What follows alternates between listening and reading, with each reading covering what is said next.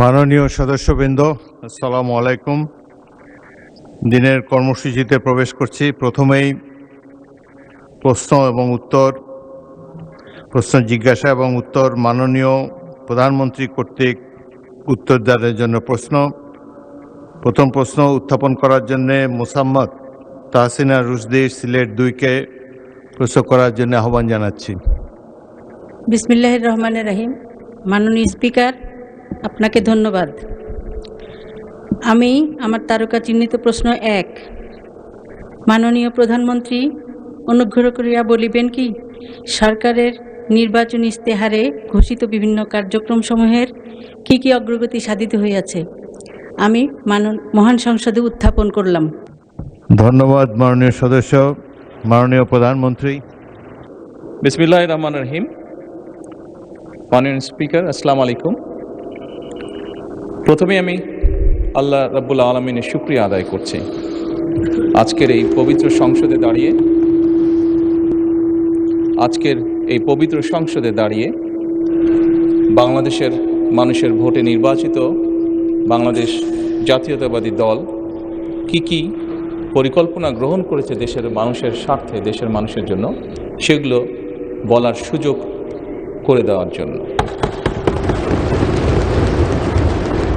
একই সাথে আমি আন্তরিকভাবে ধন্যবাদ জানাতে চাই ঢাকা 17 আসনের যে সকল ভোটারবৃন্দ আমাকে নির্বাচিত করে এই আসনে প্রতিনিধিত্ব করার জন্য জাতীয় সংসদে পাঠিয়েছেন। একই সাথে যারা ভোট দেননি, আমি মনে করি আমার পবিত্র দায়িত্ব বাংলাদেশের নাগরিক হিসেবে তাদেরকেও প্রতিনিধিত্ব করা, তাদেরকেও দেখতে হবে। মাননীয় স্পিকার, সরকারের নির্বাচনী ইশতেহারে ঘোষিত কার্যক্রমসমূহ বাস্তবায়নের জন্য সকল মন্ত্রণালয় বিভাগ আগামী 180 দিন, আগামী অর্থ বছর এবং আগামী 5 বছরের কর্মপরিকল্পনা প্রণয়নের জন্য এরই ভিতরে বিভিন্ন প্রকার উদ্যোগ গ্রহণ করেছে। ইতিমধ্যে নির্বাচনী ইশতেহারে ঘোষিত কিছু গুরুত্বপূর্ণ কার্যক্রম বাস্তবায়নের লক্ষ্যে উল্লেখযোগ্যভাবে অগ্রগতিও হয়েছে। প্রান্তিক ও নিম্ন আয়ের পরিবারগুলোকে, যেখানে বাংলাদেশের অধিকাংশ পরিবারই প্রান্তিক বা নিম্ন আয়ের পরিবারের সদস্য, এই পরিবারগুলোকে প্রাথমিক পর্যায়ে 13টি জেলায় প্রায় 37,814টি নারী প্রধান পরিবারকে ফ্যামিলি কার্ড প্রদান কার্যক্রম শুরু হয়েছে। মাননীয় স্পিকার, একই সাথে কৃষকের সার্বিক সুরক্ষা প্রদানের জন্য সরকার কৃষক কার্ড প্রদানের উদ্যোগও গ্রহণ করেছে। প্রাথমিক পর্যায়ে কৃষি সম্প্রসারণ অধিদপ্তরের মাধ্যমে বাংলাদেশের 8টি বিভাগের 10টি জেলার 11টি উপজেলায় 11টি ব্লকে পাইলটিং কাজ শুরু হয়েছে। এছাড়া নির্বাচনী অঙ্গীকার বাস্তবায়নের লক্ষ্যে ইতিমধ্যে সরকার শস্য, ফসল, পশুপালন ও মৎস্য খাতে 10,000 টাকা পর্যন্ত কৃষি ঋণ এরই মধ্যে মওকুফ করেছে। মাননীয় স্পিকার, সরকারের নির্বাচনী ইশতেহার বাস্তবায়নের প্রাথমিক পর্যায়ে ঈদুল ফিতরের পূর্বেই যা আমরা দেশের মানুষের কাছে প্রতিশ্রুতি দিয়েছিলাম, ঈদুল ফিতরের পূর্বেই 3,995 জন ইমাম, 2,975 জন মুয়াজ্জিন, 2,604 জন খাদেম এবং হিন্দু মন্দিরের 114 জন পুরোহিত, 83 জন সেবায়িত, বৌদ্ধ বিহার বা প্যাগোডার 15 জন অধ্যক্ষ এবং 16 জন উপাধ্যক্ষ, সর্বমোট 9,102 জন উপকারভোগীর ব্যাংক অ্যাকাউন্টে নির্বাচনী প্রতিশ্রুতি অনুযায়ী সম্মানী পৌঁছে দেওয়া হয়েছে। মাননীয় স্পিকার, ই হেলথ কার্ড প্রদান বিষয়ে পাইলটিং কার্যক্রমের আওতায় খুলনা জেলায় ই হেলথ কার্ড প্রদানের জন্য একটি প্রকল্প অনুমোদন প্রক্রিয়াধীন রয়েছে। সরকারের নির্বাচনী ইশতেহার অনুযায়ী আগামী 5 বছরে ইনশাল্লাহ 20,000 কিলোমিটার খাল খনন পুনর্খনন কর্মসূচি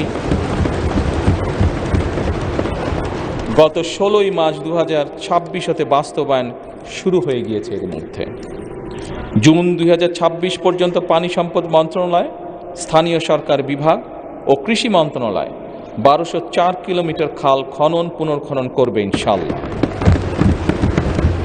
এছাড়া দুর্যোগ ব্যবস্থাপনা ও ত্রাণ মন্ত্রণালয় কর্তৃক 2026 সাল পর্যন্ত কাবিখা, কাবিটা, টিআর এই সকলের মাধ্যমে 1500 কিলোমিটার খাল খনন পুনর্খনন সংস্কারের কাজ হবে ইনশাআল্লাহ।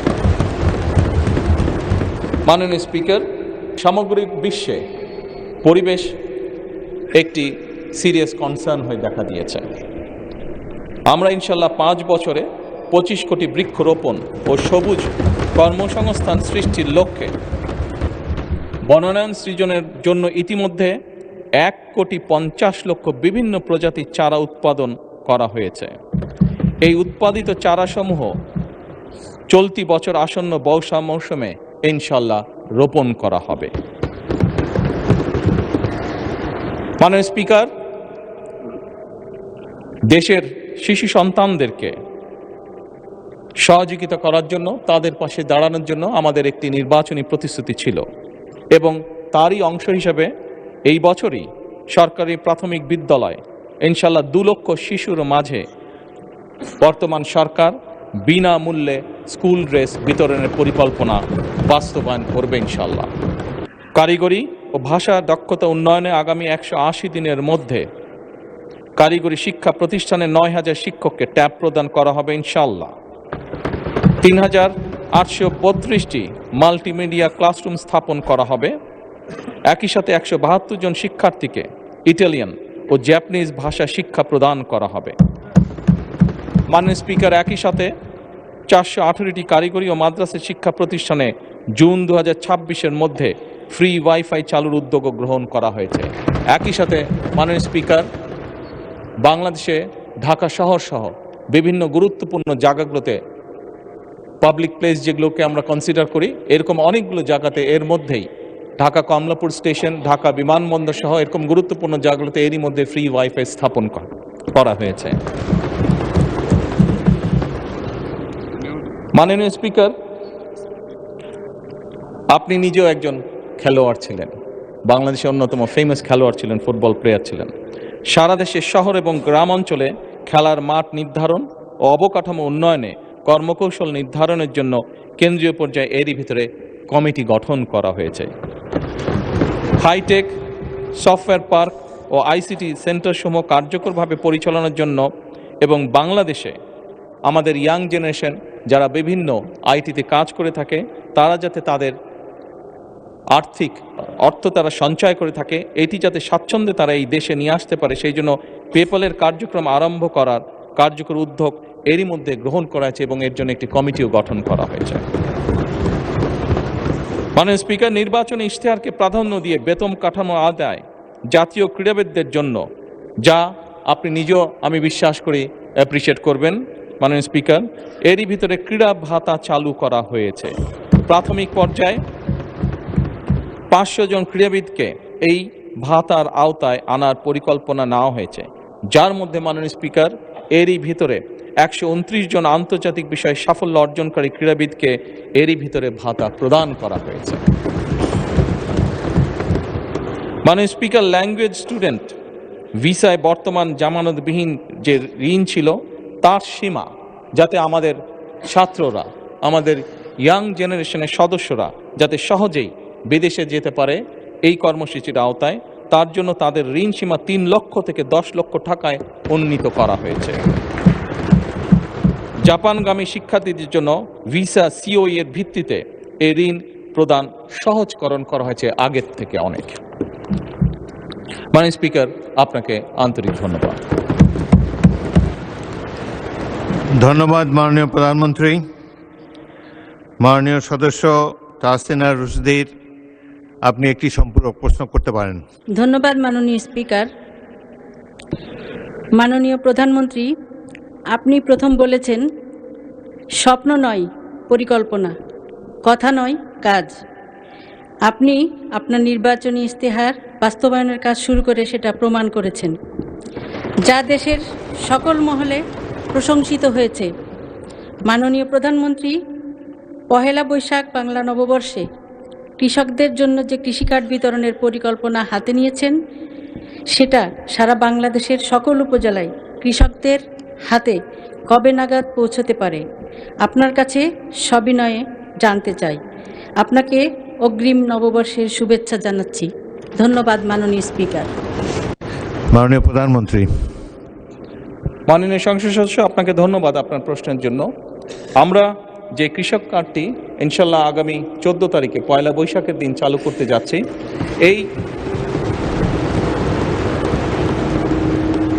এই পাইলট কর্মসূচির আওতায় এরই ভিতরে আমরা প্রায় মোটামুটিভাবে 22,000 বিভিন্ন ধরনের কৃষক, প্রায় 22,000কে এই পাইলট প্রজেক্টের আওতায় নিয়ে এসেছি। বাংলাদেশের 10টি জেলায় এই কর্মসূচি আমরা শুরু করতে যাচ্ছি।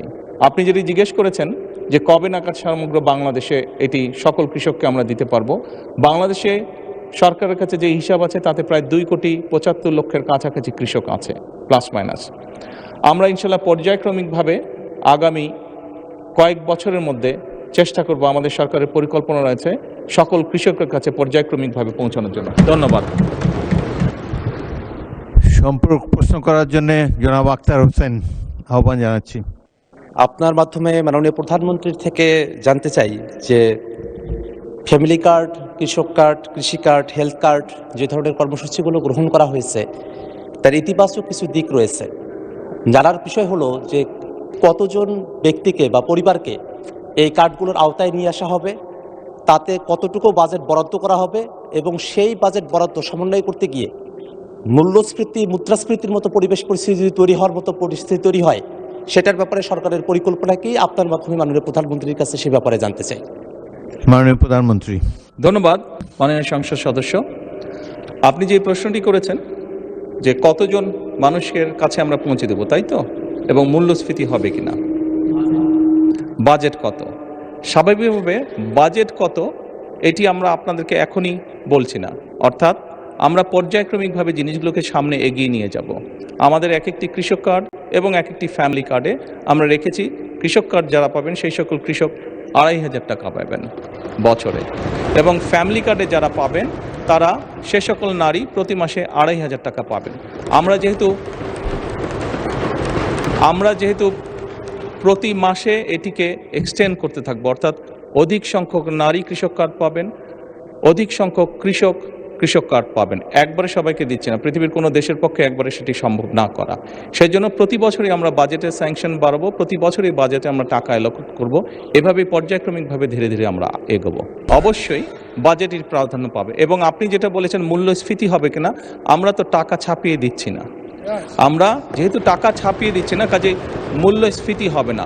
বরং আমরা মনে করি এই টাকাগুলো যখন মার্কেটে যাবে, যারা কৃষক কার্ড পাচ্ছেন সেই সকল কৃষক, যারা প্রান্তিক পর্যায়ে নারীরা যারা পাচ্ছেন টাকা, নিশ্চয়ই তারা সিঙ্গাপুর বা বিভিন্ন দেশে টাকা পাচার করবে না, সেই টাকা লোকাল অর্থনীতি দিয়ে তারা খরচ করবেন। এবং একজন নারী স্বাভাবিকভাবে সেটি তার সন্তানের লেখাপড়ার পিছে খরচ করবেন, অথবা সেটি তার সন্তান বা পরিবারকে একটু ভালো খাবারের ব্যবস্থা করবেন, অথবা তিনি লোকালি কোনো ছোট ব্যবসা প্রতিষ্ঠান গড়ে তুলবেন। ফলে যেটা হচ্ছে, যেই টাকাটা সরকারের কাছ থেকে তার কাছে যাচ্ছে সেই টাকাটা লোকাল ইকোনমিকে শক্তিশালী করছে, লোকাল ইকোনমিতে সেটি রোটেট করছে। যেমন একজন নারী যখন সেই টাকাটি পাবেন, উনি যদি একটি মুদির দোকানে গিয়ে সদাই করেন, এরকম ওনার আশেপাশে যারা সেটি পাবেন, আরও যে সকল পরিবার, আরও যে সকল নারী পাবেন, তারা সকলে যখন ওই মুদির দোকানে যাবেন, স্বাভাবিক সেই মুদির দোকানের সেল বাড়বে। সেই মুদির দোকানে যখন একজন কর্মচারী যদি এখন থেকে থাকে, 1 মাস পরে বা 2 মাস বা 3 মাস পরে সেই মুদির দোকান মালিক দেখবে যে আমার একজন কর্মচারী দিয়ে হচ্ছে না, তখন সে আরেকজন কর্মচারী নিয়োগ করবে। ফলে কি দাঁড়াচ্ছে, কর্মসংস্থান হচ্ছে, এবং সেই কর্মচারী 2 জন বেতন পাবে, তারাও গিয়ে গামছা কিনবে, লুঙ্গি কিনবে, অথবা তার সন্তানের জন্য চিপস কিনবে, অথবা একটা ছোট ফ্রক কিনবে তার মেয়ের জন্য। ফলে লোকাল ইকোনমি আস্তে আস্তে স্ট্রেনদেন হবে, লোকাল ইকোনমি আস্তে আস্তে বড় হবে। কাজেই মূল্যস্ফীতি হবে বলে আমরা মনে করি না, আমাদের কোনো রিসার্চে মূল্যস্ফীতি বলে না, বরং অর্থনীতি আরও সচল হবে, অর্থনীতি আরও স্ট্রেনদেন হবে। এবং লোকাল যে সকল ইন্ডাস্ট্রি আছে, বাংলাদেশের শতকরা 70 থেকে 80% মানুষ যে সকল প্রোডাক্ট কনজিউম করে সেগুলো লোকাল ইন্ডাস্ট্রি প্রোডাক্ট কনজিউম করে। কাজে লোকাল ইন্ডাস্ট্রিগুলোকে স্ট্রেনথেন করার এটি আরেকটি উপায়, এবং তার ফলে যেটি হবে সামগ্রিকভাবে ডিপ্রাইভ যে সকল মানুষ আছে, আমি বলছি না যে আগামী 6 মাসের মধ্যে এটি হবে, তবে ইনশাল্লাহ 3 থেকে 5 বছরের মধ্যে আপনি যে পরিবর্তনটি দেখবেন, যারা প্রান্তিক গোষ্ঠীর মানুষ তাদের জীবনযাত্রার মান ইনশাল্লাহ অনেক উন্নত হবে। ধন্যবাদ মাননীয় প্রধানমন্ত্রী। তারকা চিহ্নিত প্রশ্ন 2, জনাব ABM মোশাররফ হোসেন, পটুয়াখালী 4, আপনার প্রশ্নটি দয়া করে উত্থাপন করুন। ধন্যবাদ মাননীয় স্পিকার। কৃতজ্ঞতা মাননীয় প্রধানমন্ত্রী। আমি তারকা চিহ্নিত প্রশ্ন 2 উত্থাপন করছি। মাননীয় প্রধানমন্ত্রী, অনুগ্রহ করিয়া বলিবেন কি সরকার কর্তৃক প্রবর্তিত ফ্যামিলি কার্ড কর্মসূচির মাধ্যমে নারীর ক্ষমতায়নের সুযোগ কতটুকু রহিয়াছে এবং কতদিনের মধ্যে এই ফ্যামিলি কার্ড সারা দেশে সম্প্রসারণ করা হবে? ধন্যবাদ মাননীয় স্পিকার। মাননীয় প্রধানমন্ত্রী। মাননীয় স্পিকার এবং মাননীয় সংসদ সদস্য, আপনাদের উভয়কে ধন্যবাদ। গণপ্রজাতন্ত্রী বাংলাদেশের সংবিধানের 15 ঘ অনুচ্ছেদ অনুযায়ী নাগরিকদের সামাজিক নিরাপত্তা অধিকার নিশ্চিত করা রাষ্ট্রের অন্যতম মৌলিক দায়িত্ব। ফ্যামিলি কার্ড কার্যক্রম এই সাংবিধানিক দায়বদ্ধতাকে আধুনিক ডিজিটাল কাঠামোর মাধ্যমে একটি বৈষম্যহীন ও মানবিক কল্যাণ রাষ্ট্রে রূপান্তরের প্রধান হাতিয়ার বলে আমরা দৃঢ়ভাবে বিশ্বাস করি। মাননীয় স্পিকার, এই কর্মসূচির মূল দর্শনই হচ্ছে ব্যক্তি নয় বরং পরিবারের উন্নয়নের মূল একক। বর্তমানে দেশে প্রচলিত 95টিরও বেশি সামাজিক নিরাপত্তা কর্মসূচির মাধ্যমে সমাজের পিছিয়ে পড়া জনগোষ্ঠীকে সহায়তা প্রদান করা হয়। দীর্ঘদিন যাবৎ এই সহায়তা প্রদান করা হলেও দারিদ্র্যের হার কাঙ্ক্ষিত রূপে হ্রাস পায়নি, বরং আমরা দেখেছি বিগত 18 মাসে দারিদ্র্যের সংখ্যা বরং বেড়েছে, বিভিন্ন স্ট্যাটিস্টিক্সে যা এসছে। এবং জনগোষ্ঠীর পুষ্টি ও স্বাস্থ্যের কাঙ্ক্ষিত উন্নয়ন আমরা ঘটতে দেখছি না। দেখা গেছে কোনো পরিবারে মাকে এ জাতীয় সহায়তা প্রদান করা হলে সহায়তাটি পরিবারের শিশুসহ অন্যান্য সদস্যদের খাদ্য, পুষ্টি, জরুরি চিকিৎসা ও শিক্ষায় ব্যবহার করা হয় এবং অর্থের অপচয় বা অপ্রয়োজনীয় খাতে ব্যয়ের সুযোগ হ্রাস পায়। এ কারণেই ফ্যামিলি কার্ড পরিবারের প্রধান নারী সদস্যকে প্রদান করার সিদ্ধান্ত গ্রহণ করা হয়েছে। একদিকে যেমন সহায়তাটি সরাসরি পরিবারের সদস্যদের খাদ্য, পুষ্টি, জরুরি চিকিৎসা ও শিক্ষায় ব্যয় হবে, অন্যদিকে ফ্যামিলি কার্ডটি পরিবারের নারী প্রধানের নামে হওয়ায় পরিবারের সম্পদের উপরে তার নিয়ন্ত্রণ বৃদ্ধির মাধ্যমে পরিবারের সিদ্ধান্ত প্রদান ও মর্যাদা বৃদ্ধি তথা পরিবার ও সমাজের নারীর এম্পাওয়ারমেন্ট বা ক্ষমতায়ন নিশ্চিত করবে। মাননীয় স্পিকার, গত 10ই মার্চ 2026 তারিখে দেশের 13টি জেলার 3টি সিটি কর্পোরেশন ইউনিয়ন এর 15টি ওয়ার্ডে ফ্যামিলি কার্ড কর্মসূচি চালু করা হয়েছে এবং এর মাধ্যমে প্রাথমিক পর্যায়ে প্রায় 38,000, টু বি প্রিসাইজ 37,814টি নারী প্রধান পরিবারকে ভাতা প্রদান করা হয়েছে। বর্তমান 2025-26 অর্থ বছরে বাকি 3 মাসে আরও 30,000টি পরিবারকে এ কর্মসূচির আওতায় আনা হবে এবং আগামী 4 বছরের মধ্যে দেশব্যাপী 4 কোটি পরিবারের কাছে পর্যায়ক্রমিকভাবে আমাদের এই ফ্যামিলি কার্ড পৌঁছে দেবার পরিকল্পনা রয়েছে। মাননীয় স্পিকার, আপনাকে আন্তরিক ধন্যবাদ। ধন্যবাদ মাননীয় প্রধানমন্ত্রী। জনাব ABM মোশাররফ হোসেন, পটুয়াখালী 4, একটি সম্পূরক প্রশ্ন করতে পারেন।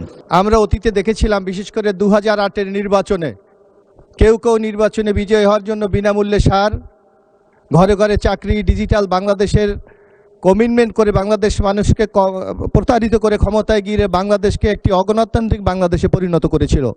আপনার এই কমিটমেন্টগুলি বাস্তবায়নের মাধ্যমে বাংলাদেশের মানুষ, আমার মনে হয়, নূতন এক বাংলাদেশের স্বপ্ন দেখছে। আগামী দিনে আমরা যারা নির্বাচনে নানা কমিটমেন্ট করেছি, এগুলি বাস্তবায়নের ক্ষেত্রে আপনি কতটুকু মাননীয় সংসদ সদস্যদেরকে সহায়তা করবেন? ধন্যবাদ আপনাকে। মাননীয় প্রধানমন্ত্রী। মাননীয় স্পিকার এবং মাননীয় সংসদ সদস্য, আপনাদের উভয়কে ধন্যবাদ। বাংলাদেশ জাতীয়তাবাদী দল বিশ্বাস করে যে বাংলাদেশের জনগণই হচ্ছে তাদের সকল রাজনৈতিক ক্ষমতার শক্তি উৎস। এবং এরই ভিতরে আমি আপনাদের সামনে উপস্থাপন করেছি যে আমরা বাংলাদেশের মানুষের কাছে যে প্রতিশ্রুতি দিয়েছিলাম, সেই প্রতিশ্রুতিগুলো এই মহান সংসদে দাঁড়িয়ে আমি উপস্থাপন করেছি যে এই প্রতিশ্রুতিগুলোর বাস্তবায়ন প্রাথমিক কাজ বর্তমান সরকার শুরু করেছে।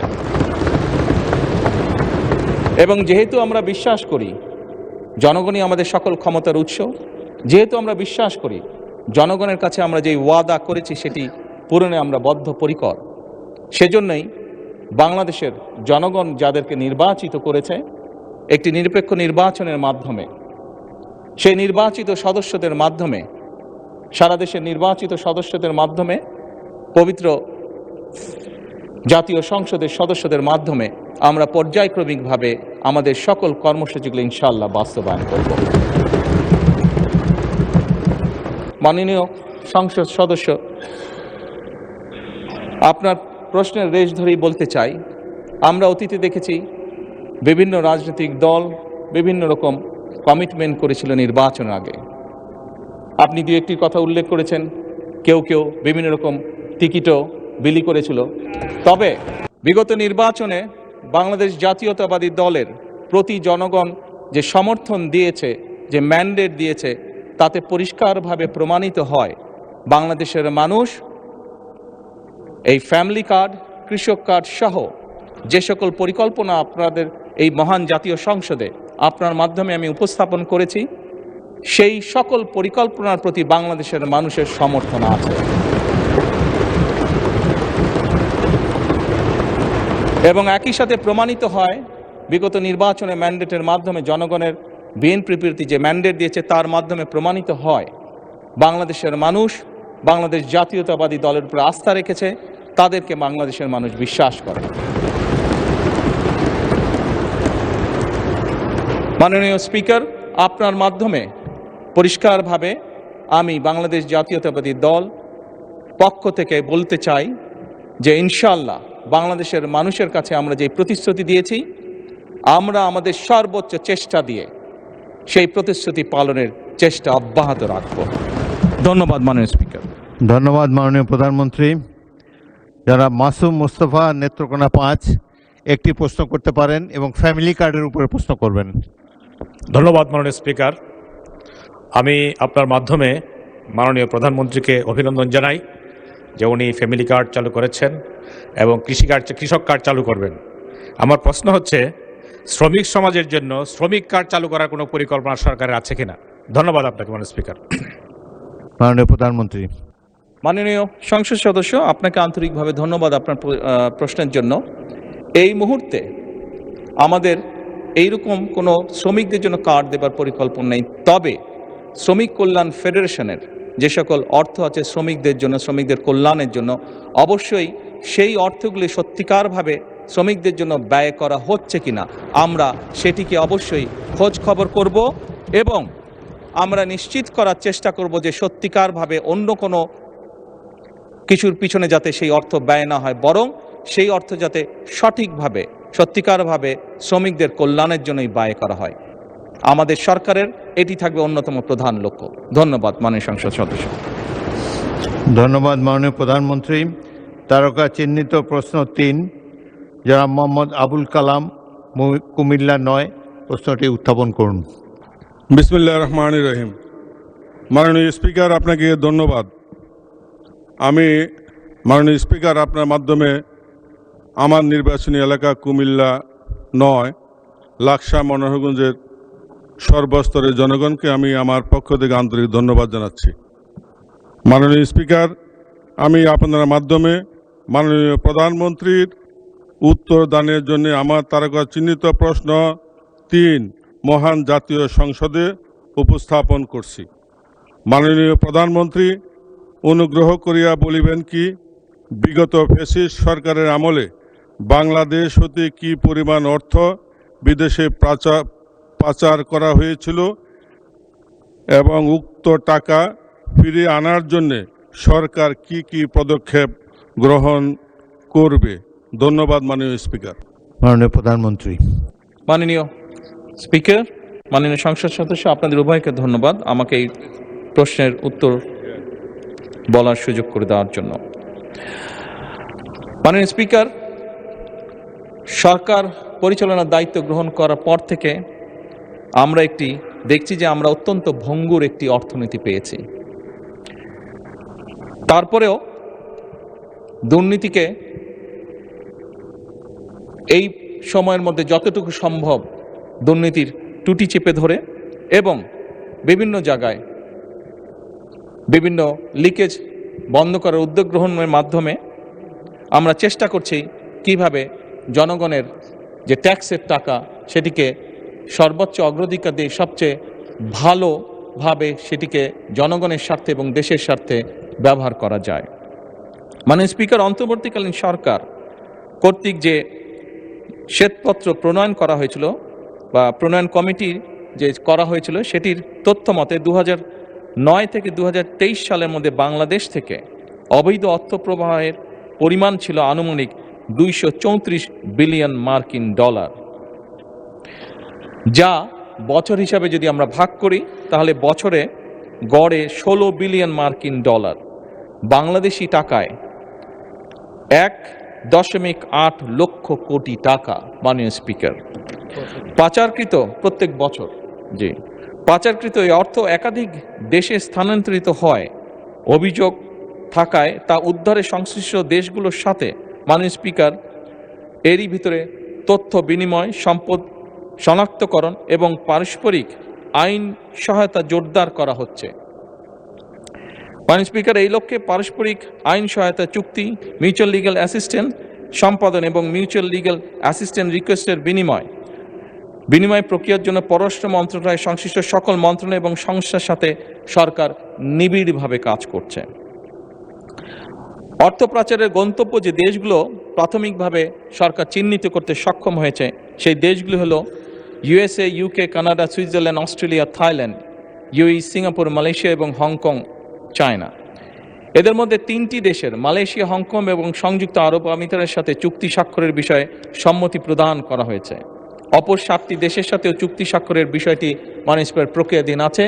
আমরা চেষ্টা করছি, আমাদের এন্ড থেকে আমরা চেষ্টা করছি এটাকে যত দ্রুত সম্পন্ন করা সম্ভব হয়। মাননীয় স্পিকার, ইতিমধ্যে বাংলাদেশ ব্যাংকের গভর্নরের সভাপতিত্বে একটি আন্তঃসংস্থা টাস্কফোর্স গঠন করা হয়েছে। এই টাস্কফোর্স কর্তৃক চিহ্নিত এবং অগ্রাধিকার প্রাপ্ত 11টি মামলায় পাচার হওয়ার অর্থ পুনরুদ্ধারের জন্য আইনি প্রক্রিয়া চলমান রয়েছে।